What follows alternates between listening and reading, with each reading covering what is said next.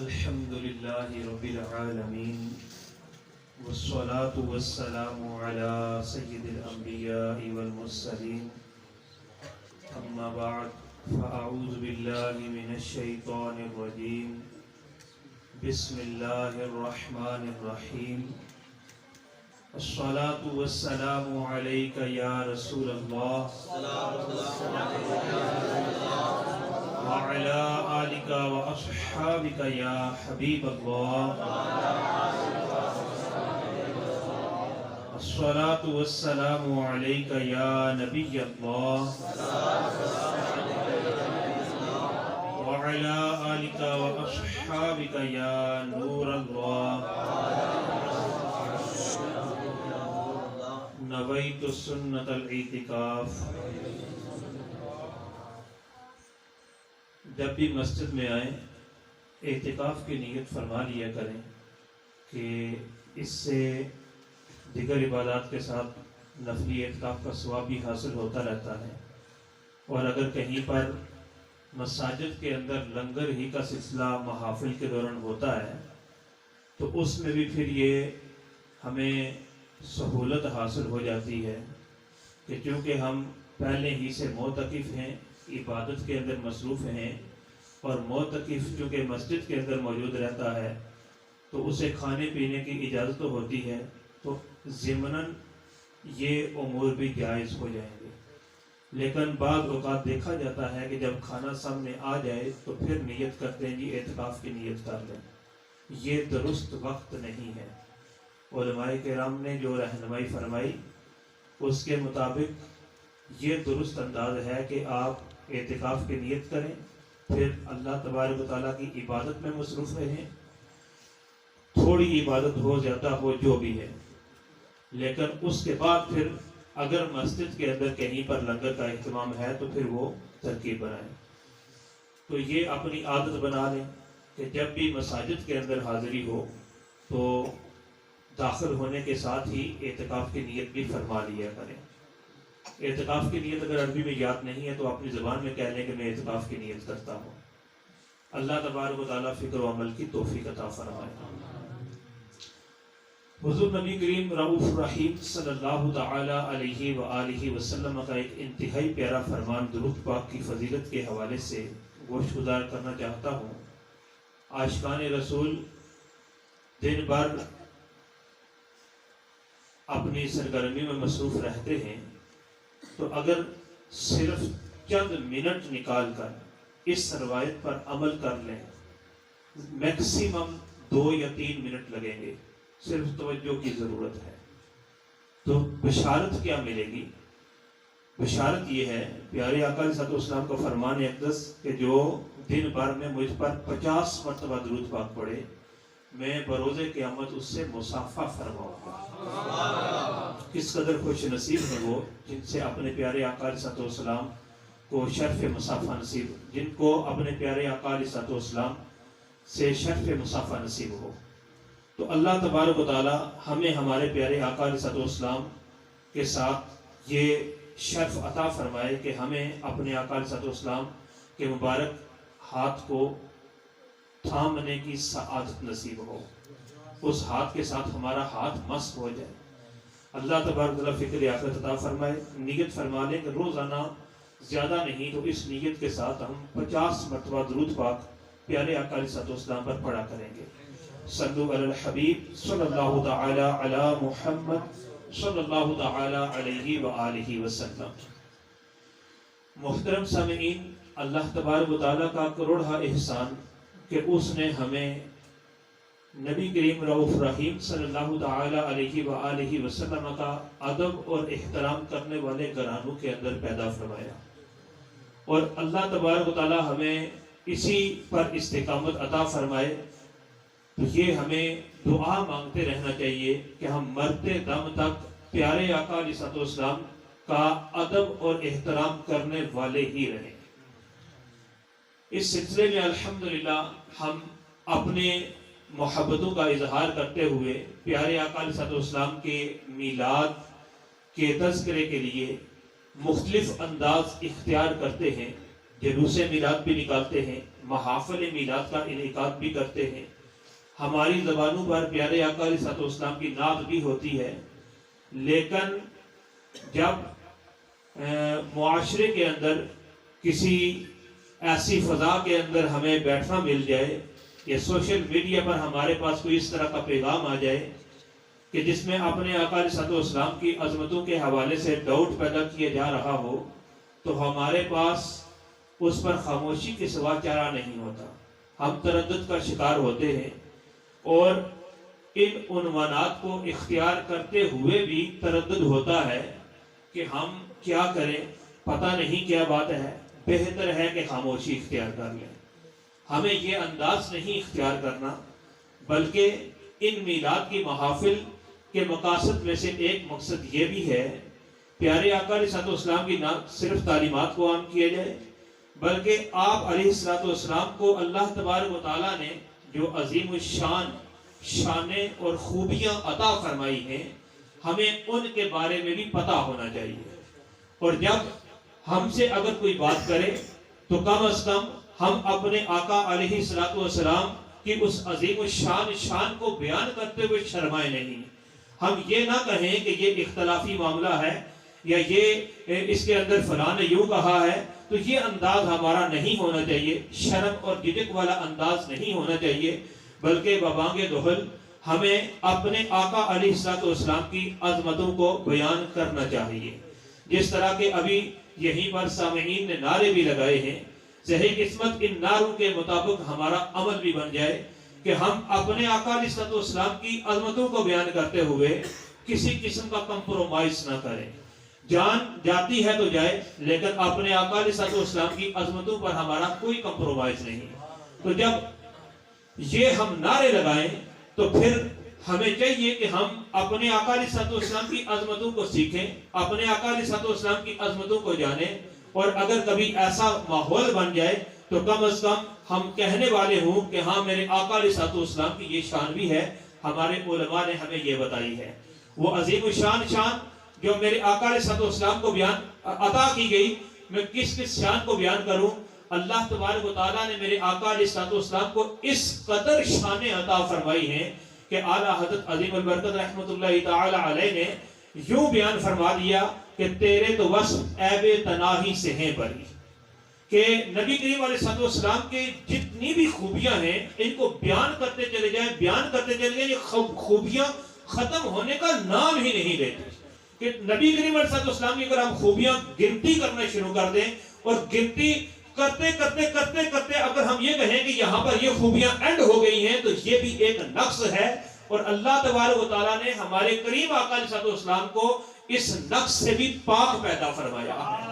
ہمارے آقا علیہ الصلوۃ والسلام کو اللہ تبارک و تعالیٰ نے اتنی عظمتیں عطا فرمائی ہیں کہ جن کو کوئی بیان کر سکتا ہی نہیں ہے۔ تو بہرحال ہم تو حصول برکت کے لیے، اپنے ایمان کو تازہ کرنے کے لیے، اپنی محبتوں کے اظہار کے لیے اپنے آقا علیہ الصلوۃ والسلام کی انہی عظیم الشان شانوں میں سے صرف آج ایک شان کے حوالے سے سماعت فرمائیں گے، اور وہ شان یہ ہے کہ اللہ تبارک و تعالیٰ نے ہمارے آقا علیہ الصلوۃ والسلام کو صفت نورانیت سے بھی متصف فرمایا ہے۔ ام المومنین سیدتنا عائشہ صدیقہ رضی اللہ تعالی عنہا آپ بیان فرماتی ہیں، ہم نے یہ اکثر حدیث سنی ہوگی کہ آپ یہ بیان فرماتی ہیں کہ سحری کا ٹائم ہے، میں اپنے گھر کے اندر کپڑے سی رہی تھی کہ اچانک ہاتھ سے سوئی چھوٹ جاتی ہے، نیچے گر جاتی ہے، ساتھ ہی چراغ بھی بجھ جاتا ہے۔ اب سوئی کتنی ساری ہوتی ہے، چھوٹی سی ایک چیز ہے، گر گئی، ساتھ چراغ بھی بجھ گیا۔ اس وقت ہماری طرح یہ لائٹیں تو ہوتی نہیں تھی، تو چراغ بجھنے کی وجہ سے اندھیرا چھا گیا۔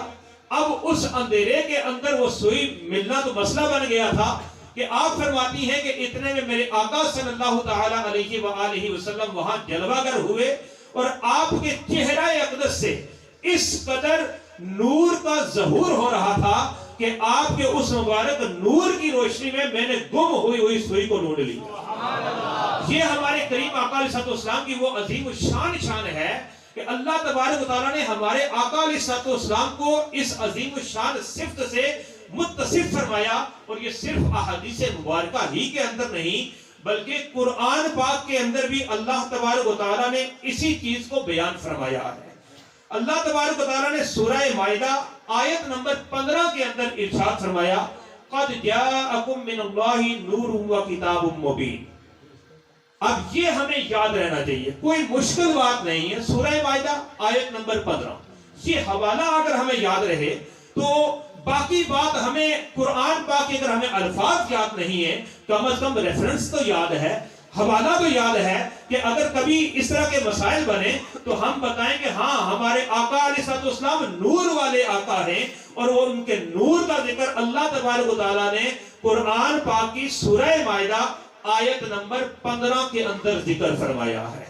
تو فرمایا قد جاءکم من اللہ نور و کتاب مبین، کہ اللہ تبارک و تعالیٰ کی طرف سے تمہارے پاس نور اور روشن کتاب آ گئی۔ اب آج کے دور کے مفسرین اگر ہم ان کی کتابیں دیکھیں، آج کل یہ صرف ایک جو ہے وہ توجہ دلائی جاتی ہے کہ آپ تفاسیر پڑھیں، فلاں کی تفسیر پڑھیں۔ اردو تفسیر کا ٹھیک ہے، تفسیر کا ایک درجہ ہوگا، لیکن جو قدیم ترین عربی تفاسیر ہیں وہ انتہائی معتبر تفاسیر ہیں، اور عربی تفاسیر کے اندر عربی مفسرین نے قرآن پاک جس معنی کے اندر نازل ہوا اسی معنی کو انہوں نے بیان فرمایا ہے۔ آج ہمارے ہاں معاشرے کے اندر اس طرح کے معنی کیے جاتے ہیں کہ اگر ہم ان ترجموں کو پڑھیں تو بسا اوقات ایمان بھی برباد ہو جاتا ہے۔ یاد رکھیں، ہم اللہ تبارک و تعالیٰ کے بارے میں یہ کہتے ہیں سبحان اللہ، کہ اللہ تبارک و تعالیٰ ہر عیب سے پاک ہے،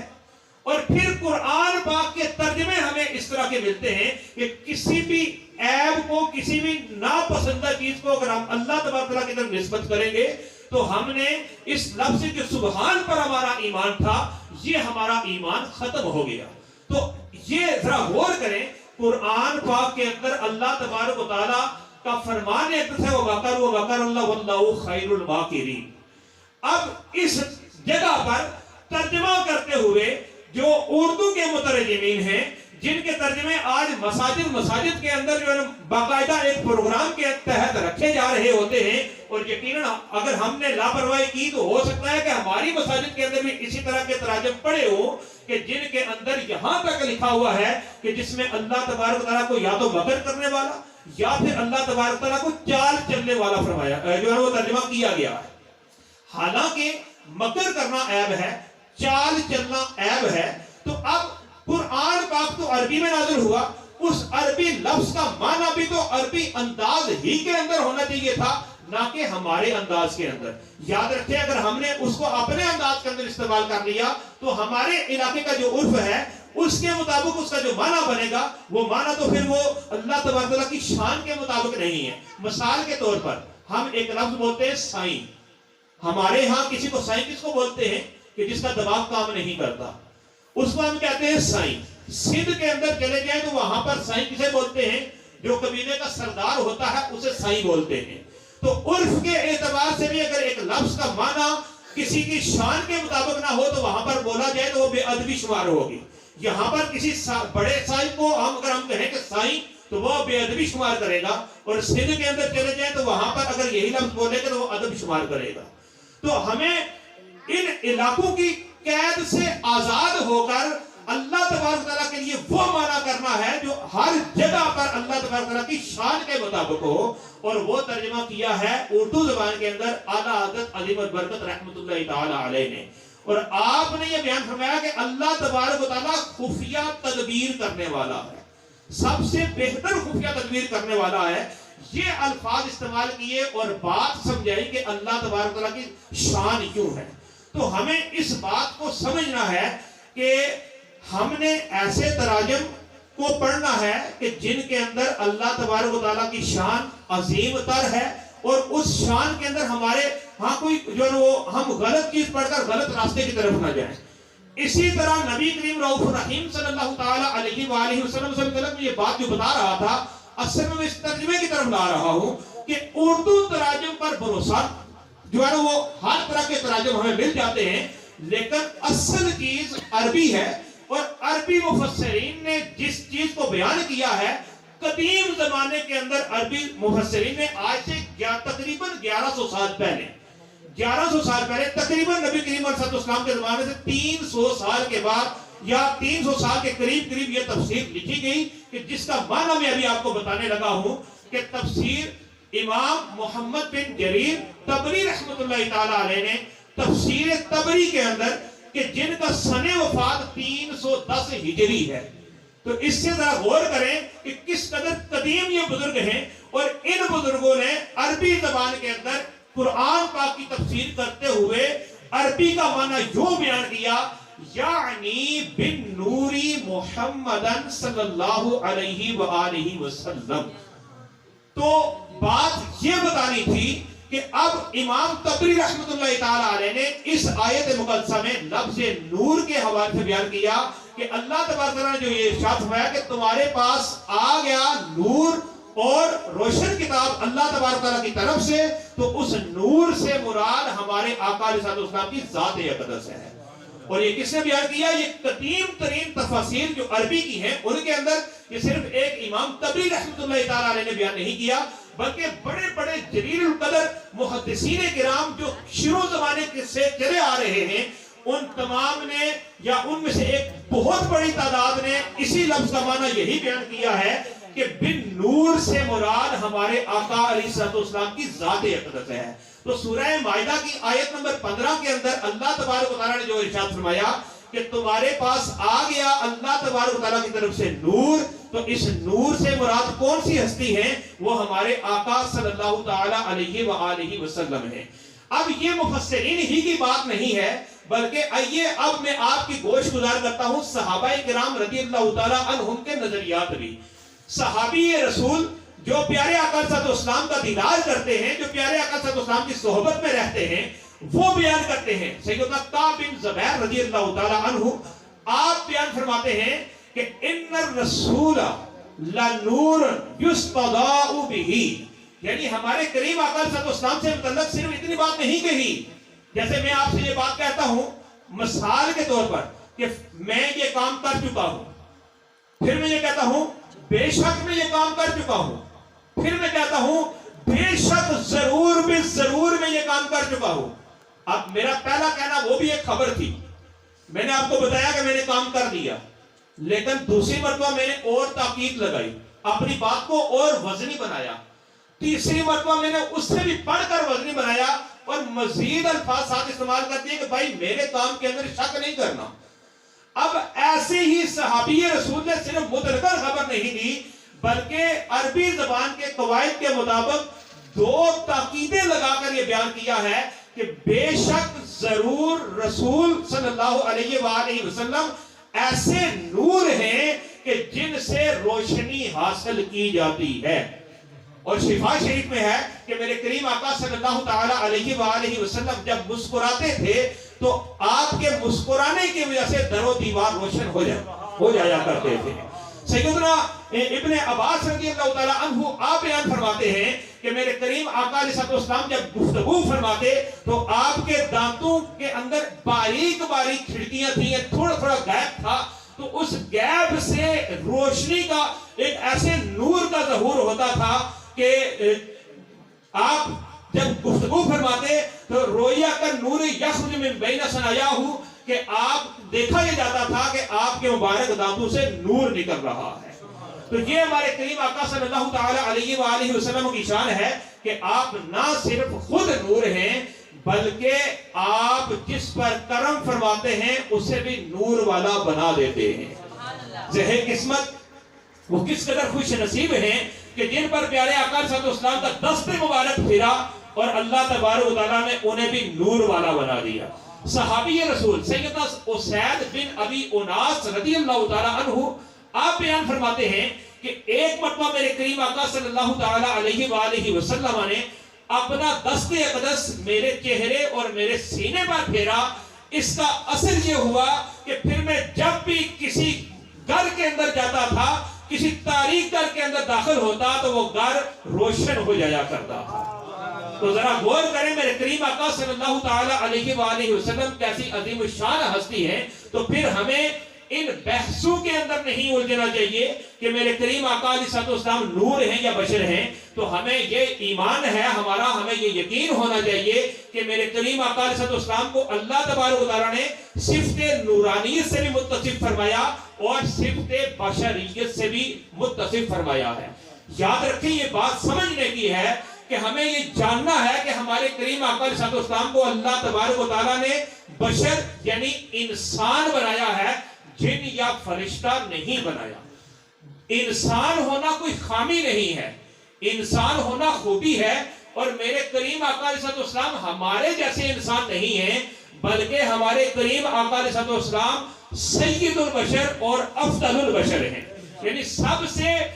اعلیٰ درجے کے بشر اور سب کے بشروں کے سردار بشر ہیں. تو ہمیں یہ اعتقاد رکھنا ہے اور یہ ہمارے عقائد کے اندر بات شامل ہے کہ ہم نبی کریم علیہ السلام کے بارے میں یہ عقیدہ رکھیں کہ ہمارے کریم آقا علیہ السلام ہمارے جیسے بشر نہیں ہیں, بلکہ وہ بڑے عظیم شان عظمتوں اور شانوں والے بشر ہیں. اگر شیطان یہ وسوسہ ڈالے کہ قرآن پاک کے اندر تو اللہ تبارک و تعالیٰ نے یوں ارشاد فرمایا اور آپ سے کہلوایا کہ آپ فرما دیں کہ میں تمہاری مثل بشر ہوں, تو اس آیت کو اگر مکمل پڑھیں تو ہمیں یہ معلوم ہوتا ہے کہ پھر جو وہ بشر ہمیں بتایا گیا تھا وہ ہمارے قریب الفہم کرنے کے لیے تھا, وہ لوگوں کو بتانے کے لیے تھا کہ میں بھی تمہاری طرح انسان ہوں, کوئی جن یا فرشتہ کوئی اور الگ مخلوق نہیں ہوں. بلکہ پھر اس بشر کے ساتھ آگے ان بشر کی خوبیاں بیان کی کہ یہ ایسے بشر ہیں جن کی طرف وحی کی جاتی ہے. پھر کیا مزید اوصاف بیان کیے گئے. تو اس لیے ہمیں ایسے ڈاؤٹ کے اندر نہیں رہنا, اور اگر کوئی اس طرح کا عقیدہ رکھے گا تو وہ پھر اس کا عقیدہ غلط ہوگا کہ وہ ہمارے کریم آقا علیہ السلام کو ہمارے جیسا جانے. تو ہمیں اپنے آقا علیہ السلام کے بارے میں یہ یقین رکھنا ہے کہ ہمارے آقا علیہ السلام بشر ہیں, لیکن ہمارے جیسے نہیں ہیں, بلکہ بڑی عظمتوں اور بڑی شانوں والے ہیں. اور انہی شانوں میں سے ایک شان اللہ تبارک و تعالیٰ نے یہ عطا فرمائی کہ آپ کو صفت نورانیت سے بھی متصف فرمایا ہے. تو ہمیں اس حوالے سے یہ جو چند باتیں میں نے پیش کی ہیں, کیونکہ میں وقت بھی ساتھ دیکھ رہا ہوں اور اسی کے مطابق اپنی گفتگو سمیٹ بھی رہا ہوں, تو اس حوالے سے ہمیں کسی تردد کا شکار نہیں ہونا چاہیے. آئیے قرآن پاک سے میں ایک دو باتیں اور پیش کرتا ہوں کہ بعض اوقات شیطان وسوسہ ڈالتا ہے کہ بھلا یہ دو چیزیں ایک جگہ پر جمع کیسے ہو سکتی ہیں. تو یہ صرف ایک وسوسہ ہے جو کہ مطالعہ نہ ہونے کی وجہ سے ہوتا ہے کہ نور اور بشر ایک جگہ پر جمع کیسے ہو سکتے ہیں. یاد رکھیں نور اور بشر کوئی آپس میں متضاد چیزیں نہیں ہیں. متضاد کیا ہوتا ہے؟ جیسے دن اور رات, کہ یہ دو ڈیفرنٹ چیزیں ہیں, دو الگ الگ چیزیں ہیں, یہ ایک جگہ پر جمع نہیں ہو سکتی. روشنی اور اندھیرا یہ ایک جگہ پر جمع نہیں ہو سکتی. تو یہ ہیں آپس میں متضاد کہ جو ایک جگہ پر جمع نہیں ہو سکتی. لیکن نور اور بشر یہ وہ خوبیاں ہیں کہ جنہیں اللہ تبارک و تعالیٰ نے اپنے پاکیزہ کلام کے اندر بیان فرمایا کہ یہ ایک جگہ جمع ہو سکتی ہیں. وہ کیسے؟ سورہ مریم کے اندر اللہ تبارک و تعالیٰ نے جب حضرت مریم رضی اللہ تعالیٰ عنہا کی طرف یہ جو نا حضرت جبریل علیہ السلام کو بھیجا تو حضرت عیسیٰ علیہ السلام کی ولادت کا تذکرہ. ایک موقع پر میں نے یہ بیان کیا تھا کہ نبی کریم علیہ السلام کا میلاد بیان کرنے کے ضمن کے تحت کہ اللہ تبارک تعالیٰ نے حضرت عیسیٰ علیہ السلام کے میلاد کو بھی قرآن پاک کے اندر بیان فرمایا ہے. تو اسی موقع کی مناسبت سے میں صرف اتنا بتا دینا چاہتا ہوں کہ سورہ مریم کے اندر اللہ تبارک و تعالیٰ نے بیان فرمایا فَأَرْسَلْنَا إِلَيْهَا رُوحَنَا, تو ہم نے اپنا روحانی ان کی طرف بھیجا. فَتَمَثَّلَ لَهَا بَشَرًا سَوِيًّا, تو جب حضرت جبریل علیہ السلام حضرت مریم کے سامنے آئے تو ایک تندرست آدمی کی بشر کی شکل میں آئے. تو اب حضرت جبریل علیہ السلام نورانی مخلوق ہیں, لیکن حضرت مریم کے سامنے انسانی شکل میں آئے, بشر کی شکل میں آئے. تو جب بشر کی شکل میں آئے تو اس سے ہمیں پتا چلتا ہے کہ نور اور بشر ایک جگہ پر جمع ہو سکتے ہیں, ان کے اندر کوئی تضاد نہیں ہے. تو اسی طرح سیدنا موسیٰ نبی علیہ السلام کی خدمت اقدس میں بھی حضرت جبریل علیہ حضرت روح اللہ وہ تشریف لائے تھے کہ وہ بھی انسانی شکل کے اندر تشریف لائے. تو تو اس لحاظ سے ہمارے پاس کافی ساری مثالیں ہیں کہ جن کے ذریعے ہم سمجھ سکتے ہیں کہ نور اور بشر ایک جگہ پر جمع ہو سکتے ہیں. لہذا ہمیں اپنے کریم آقا صلی اللہ علیہ وسلم کی شان کے حوالے سے کسی ڈاؤٹ کا جو ہے شکار نہیں ہونا چاہیے کہ اللہ تبارک و تعالیٰ نے ہمارے آقا علیہ السلام کو یہ شان کر عطا فرمائی تو کیسے عطا فرمائی, تو کس طرح عطا فرمائی, وہ آج بات واضح ہو گئی کہ اللہ تبارک و تعالیٰ نے صفت بشریت کو بھی قرآن پاک میں بیان فرمایا اور صفت نورانیت کو بھی قرآن پاک میں بیان فرمایا. اور پھر ایک مقام ایسا بھی ہے کہ جہاں پر اللہ تبارک و تعالیٰ نے دونوں کو اکٹھا ذکر کیا, اور وہ کہاں پر ذکر کیا کہ جہاں پر حضرت مریم کے پاس حضرت جبریل علیہ السلام کو بھیجا, وہاں پر دونوں کو اکٹھا بیان کیا کہ حضرت جبریل علیہ السلام انسانی شکل میں حضرت مریم کے پاس آئے. اللہ تبارک و تعالیٰ ہمیں اس نور والے پیارے آقا صلی اللہ تعالیٰ علیہ وآلہ وسلم کی دوسری برکتیں عطا فرمائے. آخر میں ایک روایت پیش کرتا ہوں. میرے محترم اسلام بھائیوں, طویل عرصے سے ہم محافل میلاد کا انعقاد کرتے ہیں, ہم اپنے آقا صلی اللہ علیہ وسلم کی محبتوں کا جو دم کرتے ہیں, ہماری زندگیاں اس کے اندر گزر رہی ہیں. ہمارے اندر ایک تڑپ ہونی چاہیے کہ وہ پیارے آقا صلی اللہ علیہ وآلہ وسلم, وہ نور والے آقا صلی اللہ علیہ وآلہ وسلم صحیح قسمت ہمیں بھی ان کا دیدار نصیب ہو جائے. وہ آپ کے دیدار کے حوالے سے یہ بہت بڑی بشارت ہے. یہ بہت بڑے بڑے اکابرین نے اس روایت کو اپنی کتب کے اندر بیان کیا کہ کہ جو مومن مجھے خواب کے اندر دیکھے گا وہ جہنم میں داخل نہیں ہوگا. یہ بہت بڑی بات ہے کہ اگر یہ نور والا چہرہ ان کی ہمیں خواب کے اندر زیارت نصیب ہو جائے تو اس کی بہت بڑی بشارت یہ کہ جس مسلمان کو, جس اہل ایمان کو پیارے آقا صلی اللہ علیہ وسلم کے نور والے چہرے کی خواب کے اندر زیارت ہوگی وہ جہنم کے اندر نہیں جائے گا. اور میرے آقا صلی اللہ علیہ وسلم کا یہ بھی فرمان ہے کہ من رآنی فی المنام فقد رأى الحق, کہ جس نے مجھے خواب کے اندر دیکھا اس نے حق دیکھا کہ شیطان میرے آقا کی شکل میں نہیں آ سکتا. تو اس لحاظ سے ہمیں یہ اگر یہ سعادت ملی کبھی زندگی کے اندر اگر ابھی تک نہیں ملی تو ہمیں کوشش کرنی چاہیے. ہمارے اندر ایک تڑپ ہونی چاہیے کہ ہمیں ہمارے آقا علیہ السلام کی زیارت نصیب ہو. میرے محترم اسلام بھائیو, ہم دنیا کے اتنے کام کرتے ہیں, کیوں کرتے ہیں کہ ہماری دنیا سنور جائے. تو ہمیں ایک کام اگر ہم یہ کر لیں کہ ہماری آخرت سنور جائے, ہمیں ہمارے آقا کا دیدار نصیب ہو جائے, تو پھر اس سے بڑھ کر ہمیں اور کیا چاہیے. میں آج آپ کی خدمت میں اس میلاد شریف کے اجتماع کی وساطت سے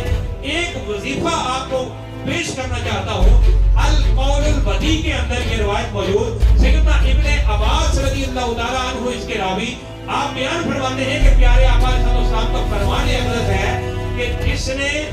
جمعہ کے دن 2 رکعت, جمعہ کی شب میں 2 رکعت نماز اس طرح پڑھی کہ ہر رکعت میں سورہ فاتحہ کے بعد 25 مرتبہ سورہ اخلاص پڑھی, اور پھر یعنی یہ 2 رکعت مکمل کرنے کے بعد پھر صلی اللہ علی محمد النبی الامی کی یہ درود پاک, بالکل چھوٹا سا درود پاک, جس نے اور پھر 1000 مرتبہ یہ درود پاک پڑھا تو اگلے جمعہ سے پہلے وہ میری زیارت سے مشرف ہوگا, اور جو میری زیارت سے مشرف ہوگا اس کے تمام گناہ بخش دیے جائیں گے. میرے محترم سامعین, میلاد شریف کے خوشیاں منائیں, لیکن میلاد شریف کی خوشیوں کے ساتھ ہمارے دل کے اندر یہ تڑپ ہونی چاہیے کہ میرے قریب آقا صلی اللہ علیہ وسلم کی ہمیں زیارت بھی نصیب ہو. آج ہمارا کوئی اپنا پیارا دور دراز کسی ملک کے اندر ہو تو ہم اسے ملنے کے لیے تڑپتے ہیں, لیکن یہ ہمارا پیارا, اس پیارے سے بڑھ کر ہمیں اپنے آقا صلی اللہ علیہ وسلم سے محبت ہونی چاہیے. اور یہ ایمان کا تقاضا ہے کہ ہمیں ہمارے آقا صلی اللہ علیہ وسلم سے اپنے تمام رشتہ داروں سے بڑھ کر محبت ہو. تو جن سے سب سے بڑھ کر محبت ہو, پھر ان کے دیدار کے لیے ہمارے دل کے اندر تڑپ کیوں کرنا ہو. تو پھر ہمارے دل کے اندر یہ تڑپ ہونی چاہیے کہ مجھے میرے آقا علیہ السلام کا دیدار نصیب ہو. اور اس دیدار کے لیے یہ کس قدر آسان اور مختصر عمل ہمیں بتا دیا گیا کہ 2 رکعت نماز پڑھیں, اور 2 رکعت نماز میں دونوں رکعتوں میں سورہ فاتحہ کے بعد 25 مرتبہ سورہ اخلاص پڑھیں, اور پھر نماز مکمل کرنے کے بعد 1000 مرتبہ صلی اللہ علی محمد النبی الامی کی یہ انتہائی چھوٹا سا درود پاک ہے کہ جس کو 1000 مرتبہ میکسیمم آدھے یا 35 منٹ کے اندر، آدھے گھنٹے یا 35 منٹ کے اندر مکمل کر سکتے ہیں، اور اگر نماز کو بھی ملائے تو ہو سکتا ہے کہ ہمارا پونا گھنٹہ یا 50 منٹ لگ جائے۔ تو اتنا ایک عمل اگر ہم کریں اور آئندہ جمعۃ المبارک سے پہلے ہمیں ہمارے آقا صلی اللہ علیہ وسلم کی زیارت نصیب ہو تو یہ کس قدر ہماری خوش بختی ہوگی۔ تو میں آج کے اس میلاد پروگرام کی وساطت سے یہ بات کہنا چاہتا ہوں کہ ہمیں اس کام کے اندر لگ جانا چاہیے، ہمیں اپنی کوشش کرنی چاہیے، آگے ان کا کرم ہے کہ وہ جب چاہے ہم پر کرم فرمائے، اگر وہ چاہیں تو اس نماز کے بغیر بھی ہم پر کرم فرما دیں، لیکن ہمیں اپنی کوشش تو کرنی ہے۔ خوش نصیب ہوں گے وہ لوگ کہ جنہیں ہمارے آقا صلی اللہ علیہ وسلم کی زیارت نصیب ہو چکی اور وہ اس اجتماع کے اندر بھی موجود ہوں، لیکن جن کو نصیب نہیں ہوئی وہ ضرور کوشش کریں۔ اللہ تبارک و تعالی ہمیں ہمارے آقا صلی اللہ علیہ وسلم کی سچی محبت عطا فرمائے اور پیارے آقا صلی اللہ علیہ وسلم کے دیدار کی طرف ہمارے دل کے اندر ہو، اور آج جو ہم نے پیغام سنا کہ ہمارے آقا صلی اللہ علیہ وسلم کو اللہ تبارک و تعالی نے صفت بشریت کے ساتھ صفت نورانیت بھی عطا فرمائی، اور اللہ تبارک و تعالی نے ان دونوں چیزوں کو قرآن پاک میں بیان فرمایا، اور پھر یہ کوئی تضاد والی چیزیں نہیں ہیں بلکہ ایک جگہ پر جمع ہو سکتی ہیں، اور ایک جگہ پر جمع ہونے کو بھی اللہ تبارک و تعالی نے قرآن پاک میں بیان فرمایا کہ جہاں پر سورہ مریم کے اندر اللہ تبارک و تعالی نے حضرت جبریل علیہ السلام کو حضرت مریم کے پاس بھیجا اور وہ انسانی شکل میں آئے۔ تو یہ چند باتیں ہیں، اگر آج کے اجتماع کی حوالے سے ہم اس پیغام کو ازبر کر لیں اور اگلے اجتماع پر جائیں وہاں پر ایک اور پیغام ازبر کر لیں، تو یوں یہ میلاد کے اجتماعات ان کی برکت سے ہم اپنے آقا صلی اللہ علیہ وسلم کی نہ صرف شانوں کو اپنے ذہنوں کے اندر جاگزی کرنے میں کامیاب ہو سکتے ہیں بلکہ اپنے پیارے آقا صلی اللہ علیہ وسلم کی تعلیمات کو بھی اپنی ذاتوں پر نافذ کر سکتے ہیں۔ اللہ تبارک و تعالی فکر عطا فرمائے۔ وآخر دعوانا الحمد للہ رب العالمین۔